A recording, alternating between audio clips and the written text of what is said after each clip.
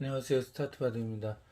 AI 정석과 또 그 정석이 나오는 포석 벌써 일곱 번째 시간인데요. 화점에 삼삼 침입하는 정석만 일곱 번째 시간이죠. 예, 정석이 너무 많아서 이렇게 계속 하다가는 몇 달간 진행해야 될 것 같습니다.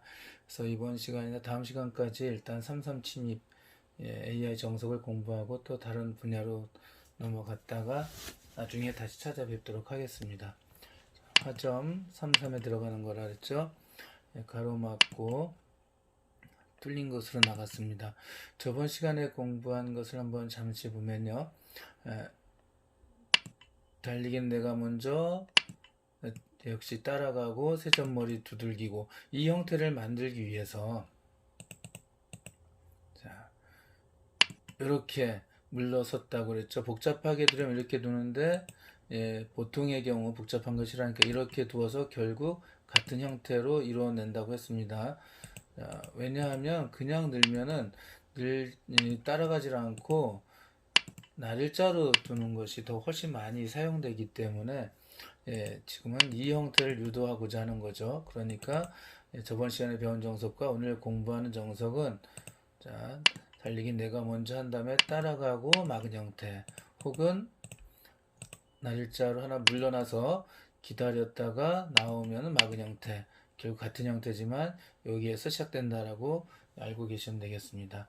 약한 곳에 나갔고요. 저번 시간에 역시 젖히고 귀에서 젖히고 막을 때 끊었다 그랬죠. 그다음 이렇게 잡는 거를 이제 공부를 했잖아요. 그러면은 이제 이렇게 치어서 따고 연결하는 게 저번 시간에 한 거고요.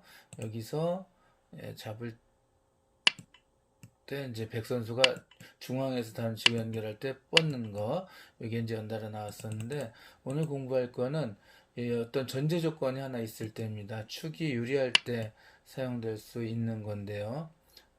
자 보겠습니다. 막을 때 귀에서 젖히고 막을 때 끊었죠. 자 여기서 예, 축이 100이 유리해야 됩니다. 100이 선택할 수가 있는 건데 100이 내가 왜 꼭 이걸 잡아야 돼? 여기서 이쪽을 잡을 수도 있잖아 라고 생각할 수도 있잖아요.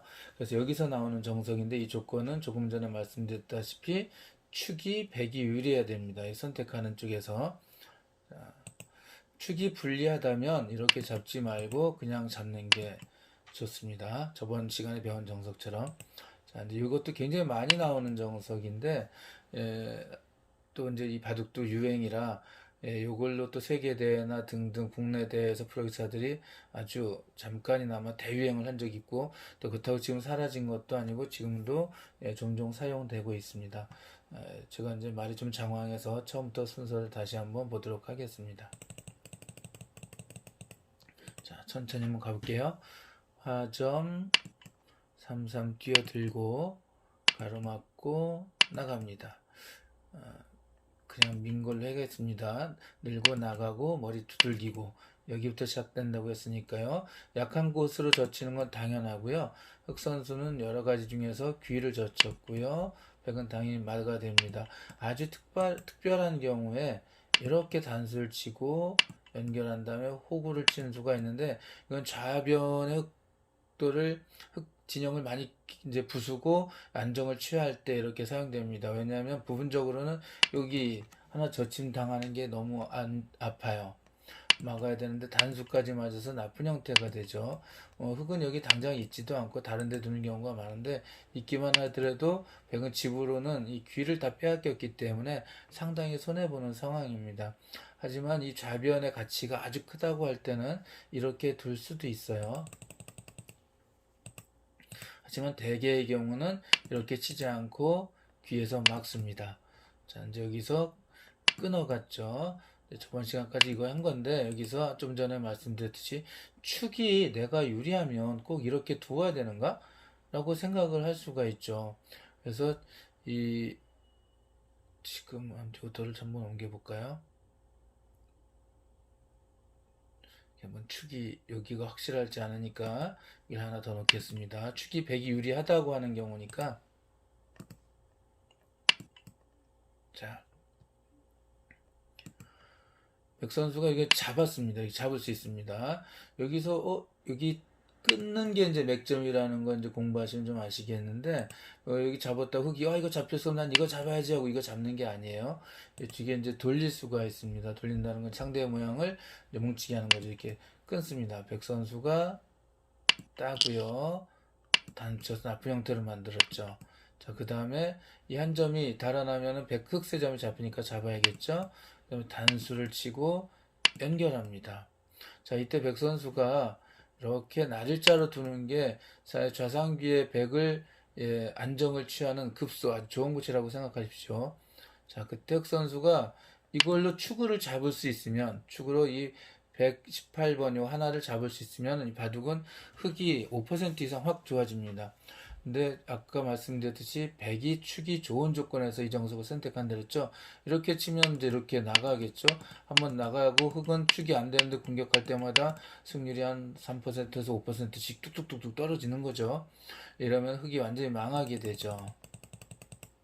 자, 재미로 한번 여기 없었으면 축이 되겠죠. 예, 이렇게 해서 축으로 잡히게 되네요. 하나 잘 갖다 놨습니다. 축이 불리하니까 흑은 어떻게 해야 될까요? 이렇게 단수를 치면 안 되는데, 자, 여기서 다음 한 수가 굉장히 좀 어렵다라고 할 수가 있는데, 이렇게 날일자로 비켜서 두는 겁니다. 이렇게 두면은 이 백 선수가 당장 움직이기는 조금 어려운 면이 있습니다. 이렇게 두면 이제 백 선수가 날일자로 상변을 이제 또 하나 넓혀가면서 두고요. 정석이 마무리가 됐다고 할 수가 있습니다. 자, 요거 순서가 조금 길죠. 예, 무려 이제 20수가 넘어가기 때문에 이제 많이 헷갈릴 수가 있고, 초보분은 야, 이걸 어떻게 해요? 하는데, 요거 한번 알아도 웬만한 분들은 그냥 다 이렇게 바둑을 실전에서 사용을 하고 있습니다. 그럼 한번 처음부터 순서대로 이제 곁가지 없이 곧바로 가보도록 하겠습니다. 자, 화점에 33 들어갔고, 가로막고, 뚫린 곳으로 나가고, 달리긴 내가 먼저 따라가고 세점머리 두들겼어요. 약한 쪽으로 달아날 때 귀에서 젖히고 백선수가 맞고 변 쪽을 끊어갔을 때 축이 유리한 백은 한 점, 젖혔던 점을 제압을 하고요. 흑은 이 한 점을 희생하면서 조이기를 합니다. 단수 치고 딸 때 단수 연결 잡고요. 이제 약점을 만들어 놓기 위해서 끊어 놓습니다. 단수, 연결, 날일자가 아주 중요하고요. 축이 불리한 흑은 이렇게 둬야 된다라고 말씀을 드렸습니다.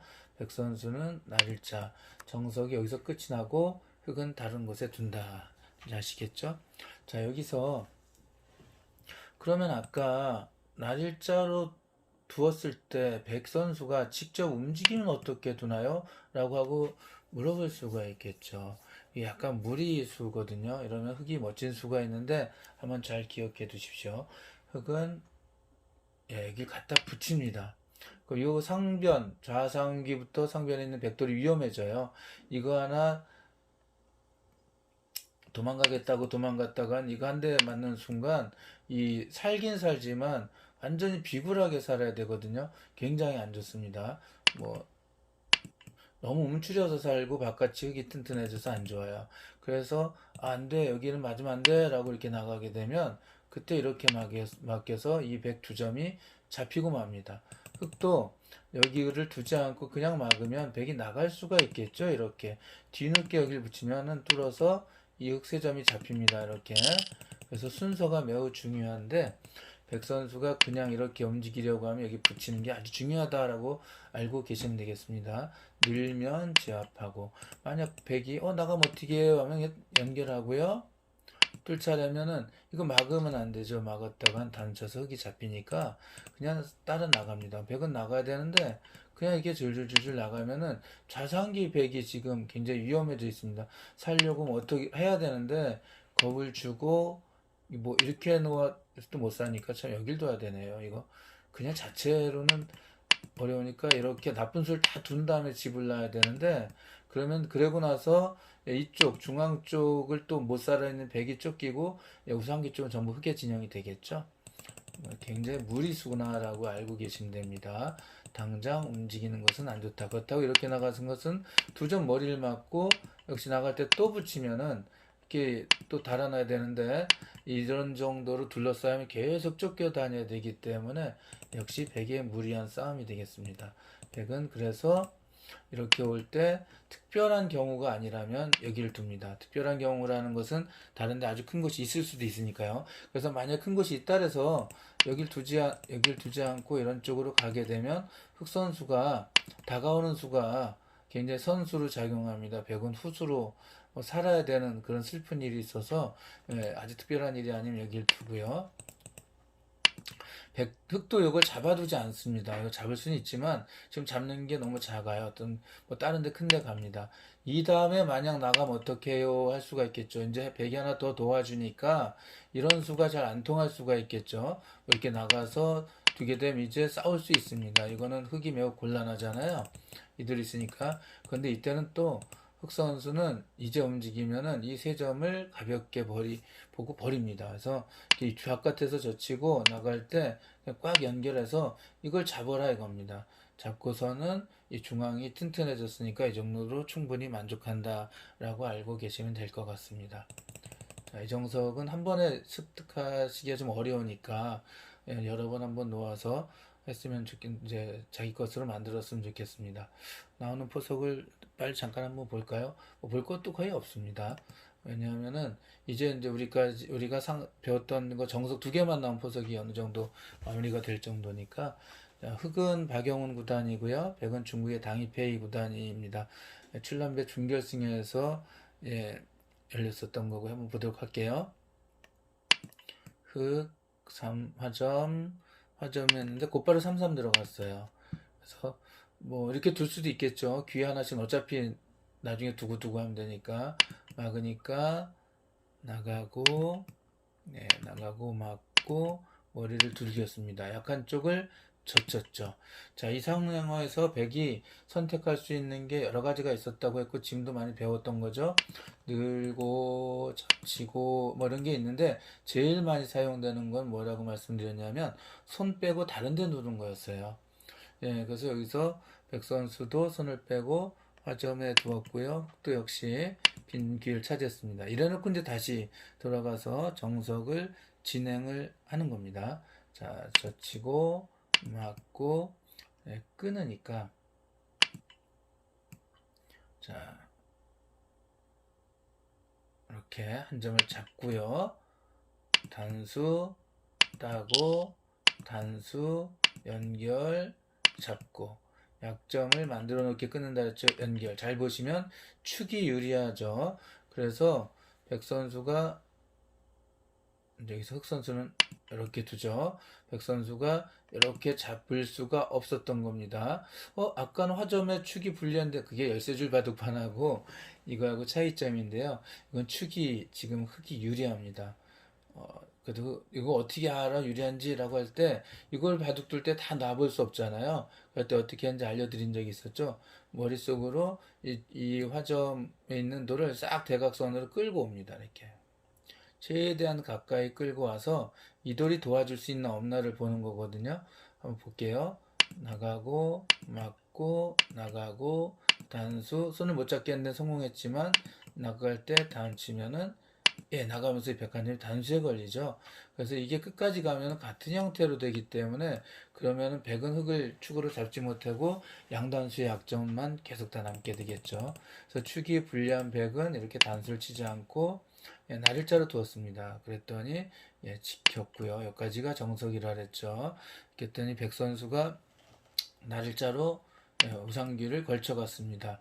이제 받으면은 이제 계속 이런 정석을 진행하거나 또는 손을 빼고 뭐 지키거나 할 것 같아요. 그러니까 여기서 박영훈 구단 실리를 굉장히 좋아하거든요. 그래서 3-3에 뛰어들었습니다. 박영훈 구단이 지금 이제 30대 후반인데 10대 초반 초등학교 6학년 때 제가 처음 봤었는데요. 마산 학초배라는 바둑대에서 이 웬 꼬마가 대국 시작 전에 이 자기가 공부한 거를 기보를 바둑판에 쭉 늘어 놓는 거예요. 그 뭐 도장에 있는 친구들이 전부 그렇게 하는 걸 많이 알고 있기 때문에 당연히 저렇게 기보 외운 거를 넣나 보다 했거든요. 근데 그거를 깜짝 놀란 거는 흙으로만 놓았던 겁니다. 한쪽 색깔 흙으로만 백의 수도 다 흙으로 놓아서 바둑판이 전부 새카마요. 흙으로만 흑백을 흙돌만 쫙 놨고 암기를 하는 겁니다. 그래서 야 이거 대단하다 그랬는데 그것들을 끝까지 다 외운 다음에 싹 놓고 또 다른 기보를 흙돌만 쭉 놓은 겁니다. 이렇게 시합 전까지 한 4개인가 기보를 쭉 늘어놓는데 제가 감탄을 한 적이 있거든요. 어, 그리고 결국 그대를 박영호 구단이 초등학교 6학년에서 우승을 하면서 이 유창혁 구단이 가지고 있던 최연소의 기록을 깼습니다. 예, 그 당시가 막 연구생에서 너무 이제 프로 되는데 시간이 오래 걸릴 것 같으니까 연구생 단계를 다 올라가면 그 연구생을 나와서 아마대에 출전했던 그런 상황이었던 겁니다. 이제 나중에 알게 되었죠. 그 뒤로 이제 대회를 몇 번 이제 참석하면서 보게 되는데 짧은 시간에 많은 대회를 우승하고 곧바로 또 프로에 입단을 했습니다. 지금 세계 대회 우승도 여러 번 차지한 천재 중에 천재라고 할 수가 있습니다. 자, 막으니까 나가고요. 달리기 내가 먼저였을 때 이거 뻗지 않고 이렇게 두는 거 전투를 좋아하는 무신들이 이렇게 두는 이유가 이렇게 둔 날짜를 많이 두어서 그렇다 그랬죠. 이제 좌기는 이렇게 두었지만 역시 박영훈 구단은 이렇게 날일자로 두었습니다. 그래서 이렇게 또 진행이 됐고 이 바둑은 박영훈 구단이 한집반을 이겼는데 박영훈 구단은 소신인산이라는 별명을 가질 정도로 끝내기에서 신의 계산 능력을 가졌다는 뜻이겠죠. 아주 뛰어난 발군의 기량을 보여주고 있습니다. 그럼 또 오늘 여기까지 하고요. 다음에 뵙도록 하겠습니다. 감사합니다.